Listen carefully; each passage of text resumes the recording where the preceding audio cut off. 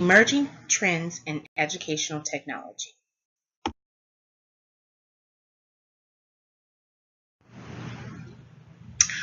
What trends call for change in education? I focused on the blending learning, the collaborative learning approaches, learning how schools work to support students in engagement learning, and challenging the challenges that happen through the deeper learning strategies. First, we're going to talk about blending learning. You have to create a learning opportunity for teachers to extend the integration of technology in the classroom. You can't just put teachers into the position of saying that you would like to add technology in the learning. You have to provide the information to the teachers. That would require maybe some lunch learns where they can be able to take their break at the time that is designated for them, and they are also learning how they can implement technology into their lesson plans. Secondly, the skill has to be mastered. In order to do that, it has to be a repetitive thing. It has to be always reoccurring, where you are creating more opportunities for teachers to create more technology into their classrooms. And also create new tasks for teachers. Say we have to have maybe a point where there can be a timeline where to say it from this point to this point, I'd like you to focus on this part of technology in your classroom.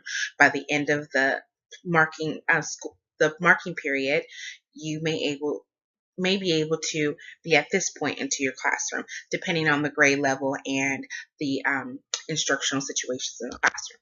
Also, creating a technology team for each subject will also be helpful in order to be able to blend that learning into the classroom, whether that be English language arts, math, social studies, and science.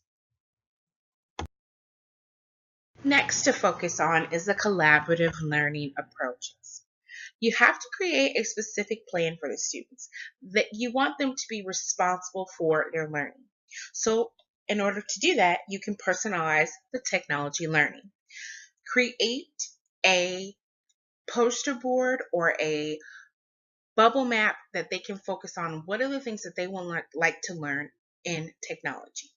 Once you get that, then you can create more lessons in your lesson plan that require technology.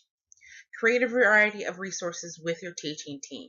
When you are in the meetings with your teachers, it is best to focus on what can you do to be able to extend the learning that has to do with technology. Also, create group work. If you collab, the grades that I work with are basically K through 2, but I know that the older grades, 3 and 4 in my school, happen to do switch. So the two teachers that are teamed together can always work together, and that could also create learning groups where they're able to all work together depending on the amount of technology that is provided in the classroom. Also, peer tutoring. If you have children in your classroom that are more technology enhanced than other students that may not be, if you pair those up together, then they can work with their peers. The students can work with their peers and be able to stretch that knowledge so they're all able to be on the same level.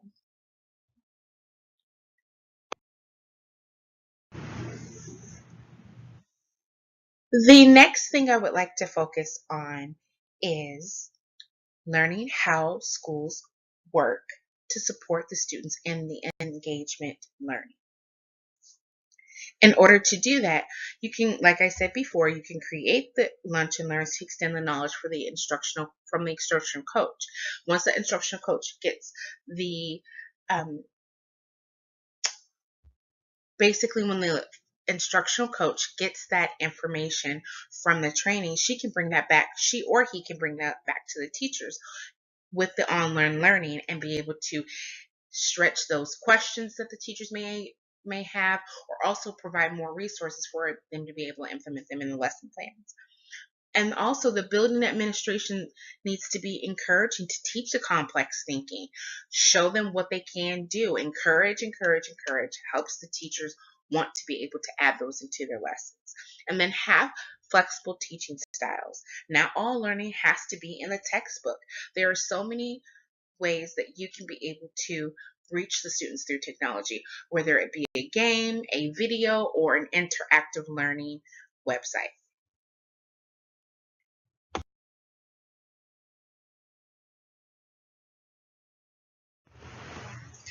Next, challenging through deeper learning. All learning can be taught online. The schools that are provided with the ability to take the textbooks away and add online learning is moving along with the technology times. Part in classroom learning and part online. You can do half and half where you have textbooks and you also learn online. You also have to master communication. Master the communication with your learning teams as far as the students in the classroom, as well as your teaching teams. As long as you master that communication with asking extra questions of where should I focus on with this resource online and where should I focus on this resource with online, when you're opening up those communications, you're learning more and you're extending your teaching style. Lastly is utilizing the standardized tests online. Eventually, most tests will be pushed to online and away from the paper base. So why not start right now in the classroom? Lastly, the self-directed learning. When you make students responsible for their learning, then they are happy to keep going and wanting to learn more.